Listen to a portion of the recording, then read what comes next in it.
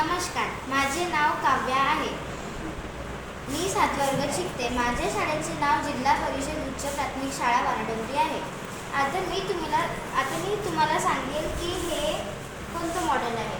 ह्या मॉडेलचे नाव potential energy आणि कायनेटिक एनर्जी आहे. तर आता हे जे आहे एक लोखंडी फ्रेम आहे. इथे मधोमध्ये दोर बांधलेला आहे आणि ही जी आहे ही कप्पी आहे.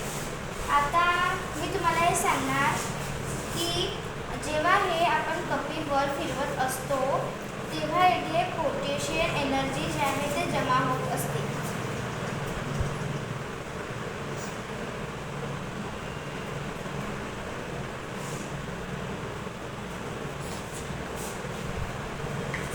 आणि आता जी इथे पोटेन्शियल एनर्जी जमा झाली असते ती आता कायनेटिक एनर्जीमध्ये कन्वर्ट होते.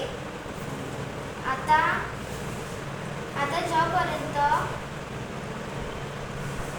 जोपर्यंत ही पूर्ण एनर्जी फंक्शनच्या विरुद्ध शून्य होत नाही तोपर्यंत ही कप्पी वर खाली होणार आणि जेव्हा ही कप्पी थांबेल तेव्हा पोटेन्शियल एनर्जी कायनेटिक एनर्जीमध्ये कन्वर्ट होऊन जाणार.